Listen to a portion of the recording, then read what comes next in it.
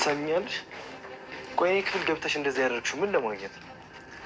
እኔ አይደለሁም ናታን፣ ውሃና ምጥን ይሆናል። ይኸውልሽ ውሃ እኮ ምንም ሞኝ ብትሆን የራሷ ድንበር አላት። ሰው የሚነግራትን ትሰማለች። እሷ እኮ ትልቅ ሰው ነች። እና እኔ ነኝ ትንሽ? አዎ ኤቢ፣ ገብተሽ ጽሑፉን አነበብሽው አይደል? ቆይ አንቺ ሁሌም ለምን ወደ ሌሎች ጉዳዮች ትሄጃለሽ? ለምን ራስሽ ላይ አትሰሪ? ይኸውልሽ ኤቢ፣ ምን ይባላል መሰለሽ፣ ደካሞች ስለ ሌሎች ሰዎች ያወራሉ፣ ጠንካሮች ደግሞ ስለ ራሳቸው ያስባሉ፣ ይሰራሉ ይባላል። ስለዚህ ሰላም ምንም የነገረችኝ ነገር የለም። አትድከሚ እሺ? ለምንድን ነው በእኔ ያየሁትን ነገር የምትግረኝ? እደርስበታለሁ። እሺ እማዬ ትሞት ናታን ታስረፋኝ ይሆናለች። እኔ የምፈልገው ነገር አገኛለሁ፣ አሳያለሁ ደግሞ። እሺ ችግር የለውም ኤቢ፣ የፈለጉትን ነገር ማግኘት እኮ ነውር የለውም።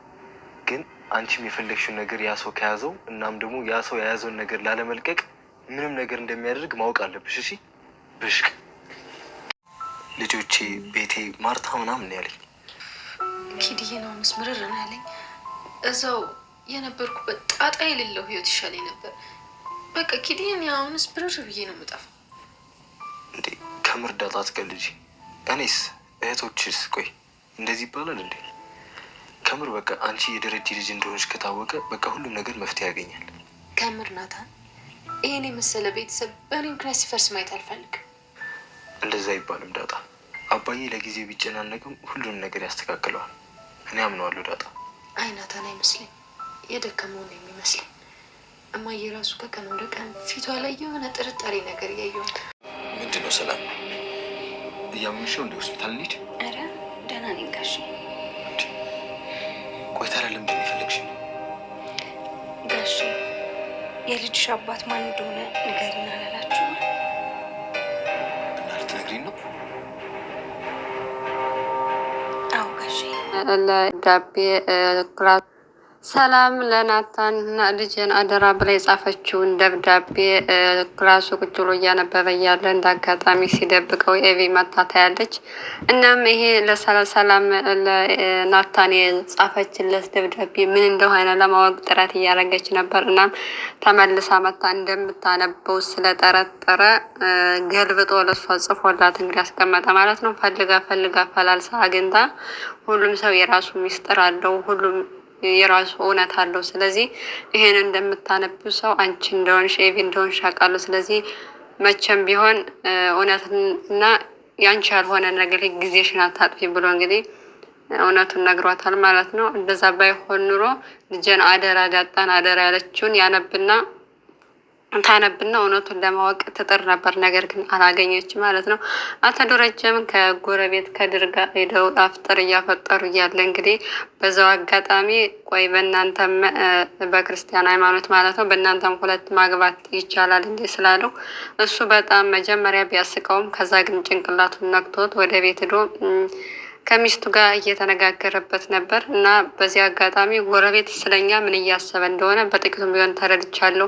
በእርግጥ በእነሱ አልፈርድም፣ እውነታቸውን ነው። እኔም በእነሱ ቦታ ብሆን እንደዛ ነው ላስብ የምችለው ብላለች። እንግዲህ ወይዘሮ ማርታ እሷ ምንም የጠረጠረችው ነገር ሁሉ ነገር ግልጽ ነው እያለ ምንም የጠረጠረችው ነገር የላትም። እናም በቃ ወይ የክርስትናው አሊያም ደግሞ ከዚህ ከወለደች ሰዎችን ሰብሰብ አድርገን የልጇን አባት ሰላም እንድታስተዋውቅ እናረጋለን።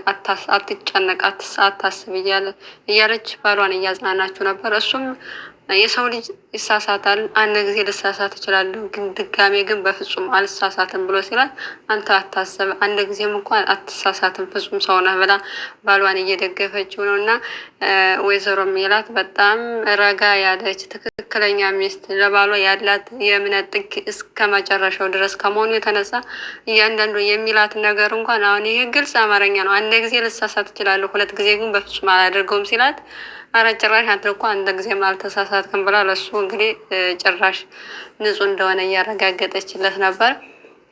እና ውሃም እነ ከድር ቤት ሄደው እንግዲህ መጨረሻ ላይ ሊወጡ ሲሉ እየመረቃቸው ነበረ። ልብ ይስጥሽ ብሎ ለውሃ መረቃት። ለምጥን ደግሞ ባል ይስጥሽ ተባለች። እንዴ ለእሷ ደግሞ ለምን ባል ይስጥሽ ትላታለች? ለእኔ ልብ ይስጥሽ ካልክ ለእሷ ደግሞ ጨጓራ ይስጥ ብለህ መመረቅ ያለብህ ብላ እስከ መጨረሻም እንግዲህ ቴምር እዛ መጣ። ሁሉንም እየዞረች እያደረቻቸው ነበር፣ አንዳንድ ፍሬ ማለት ነው። በጣም ነው የምታስቀው ውሃ። ለእህቷም ለአቢጌልም ለዳጣም ለሁላቸውም እየዞረች አንዳንድ አደለቻቸውና አመሰግናለሁ አሏት ማለት ነው። እናም ቤት ውስጥ ከነ ከድር ቤት የተወራውን የትልልቅ ሰዎች ወሬ ልታወራው ስትል የትልልቅ ሰው ወሬ አይወራም፣ መርዝ ነው። ስለዚህ ትልልቅ ሰው መስማት የለብሽም፣ ከሰማሽ ደግሞ እንዳታወሪ ብሎ ናታን መከራት ማለት ነው። ሄዳም ዳጣ እንደዚህ ብላ ስትነግራት አዎ ትክክል ነው፣ የትልቅ ሰው ወሬ አይወራም ብላ እሷን መከረቻት ማለት ነው። በሌላ በኩል እንግዲህ 100% እርግጠኛ ሆኗል አቶ ደረጀ ሁለተኛ የሰላም ልጁ እንዳልሆነ ማለት ነው። ነገር ግን ሰላም የእሱ ልጅ እንደሆነ ነው እየተናገረች ያለችው። እናም ስልክ ደውላ ላገኝ እፈልጋለሁ አለችው። ከዛ ግን በቃ በኋላ ይሻላል፣ አሁን እንነጋገር እንዴ ሲላት፣ አይ በኋላ ይሻላል፣ በቃ በኋላ እንነጋገራለን ብላ ቀጠሮ ሰጥተዋለች። እንግዲህ አቶ ደረጀን በቃ አንተ ለጭንቀት የተፈጠርክ ሰው ነው፣ እንዳትጨነቅ ብፈልግም እንኳን ምንም ማድረግ አልችልም ብላ እውነቱን ልታፈነደው ነው ማለት ነው። በሌላ በኩል ወይዘሮ ማርታ እንግዲህ ዳጣ ቁጭ ብላ እያለ ዳጣ መታ ሻይ ላፍላልሽ ስትላት፣ እኔ አሁን ሻይ አልጠጣም ሂጂና ለሰላምዬ አፊላ ስትላት፣ ሰላምዬማ አብረን መክሰስ በልተን በደንብ እየተንከባከበች ነው ምናምን እያለች ስለ ሰላም እያወሩ ነበር ማለት ነው። እናም በመሀል ላይ ለምንድን ነው አባትሽ ስልክ የማይደውልልሽ? አንቺን የመሰለች ልጅ እንዴት አባቱ ነው ይህን ያክል ጊዜ ዝም ይላል? ብላ ደውይለት፣ ከፊቴ እዚሁ እንዳለሽ ደውይና ስጪን ስልኩን ያላዋራው ፈልጋለሁ አለች። አባቴን ስትል ያው አቶ ደረጀ ሳይሆን ያልወለዳትን እሷ የምታውቀው አቶ ሲሳይ ድሬዳዋ ያለው አባቷ እንደሆነ ነው። እናም በጣም ደነገጠች፣ ግራ ገባት። ምክንያቱም አውርተው አታውቅም። እና እሺ ስልክ ላምጣ ብላ ሄደች። ከዛ ግን ስልኳ አይሰራም ብላ አስተባበለች እና ቁጥሩንም ስጪ ብላት ነበር። ቁጥሩን ስጪ እና እኔ ራሴ እደውላለሁ ስትላት፣ አይ ችግር የለውም በሌላ ጊዜ በደንብ አስተዋውቃችሁና ሁለታችሁም ታወራላችሁ ብላ በዚህ ዋሸች ማለት ነው። እናም ዳጣ እያሳሰባት ይገኛል። ምክንያቱም የዚህ ቤተሰብ ሚስጥሩ ሊፈነዳ ጫፍ ላይ የደረሰው በዛ አቢጌል ጥግ ድረስ እየሄደች ነው ቤት ውስጥ ያለውን እውነት ለማውጣት። እናቷ እንኳ ምንም እየጠረጠረች አይደለም። በዚህ በኩል ደግሞ በጣም የወይዘሮ ማርታ መልካምነት ገዝቷታል ማለት ነው ዳጣ። እና በዚህ ምክንያት ከናታን ጋር እያወሩ ነበረ።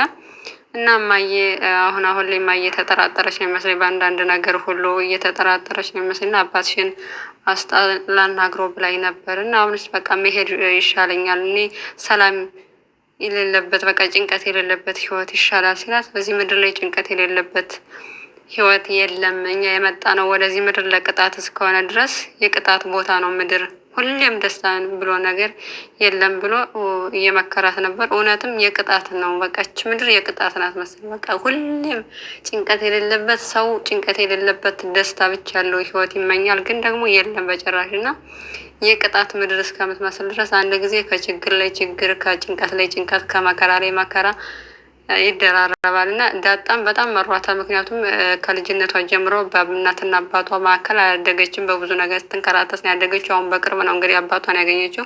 እናቷንም በመፈለግ ናት። ሰላም ብትሆንም እናቷ ያው እናቷ እንደሆነች አታውቅም ለጊዜው።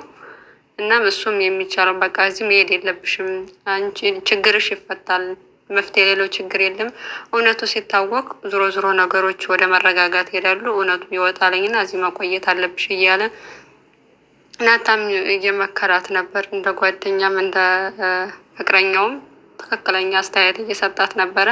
እናም በኋላ አገኝሃለሁ ብለው ነበር ሰላሚና ክላሷ አቃጥራ እንግዲህ እና ብለው መጥቷለኝ አቶ ደረጀ።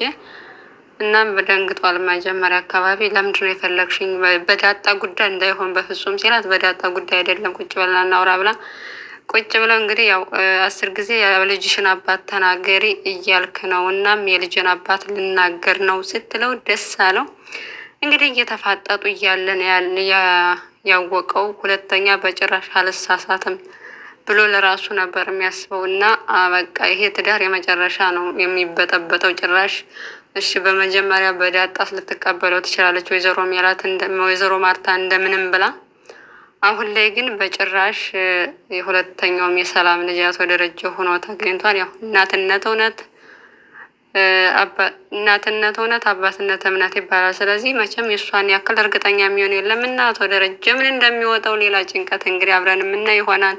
ለወይዘሮ ማርታ ግን ይሄ አይገባትም። እውነት ለመናገር ግን ደግሞ ያጋጥማል። ምን ማድረግ አይቻልም። እስኪ ወደፊት የሚሆነው እናያለን። ውድ ተመልካቾቻችን ይህ ለዚህ ቻናል አዲስ የሆናችሁ ሰብስክራይብ፣ ላይክ፣ ሼር አድርጉ። እናመሰግናለን እስከ መጨረሻው ስለተከታተላችሁ።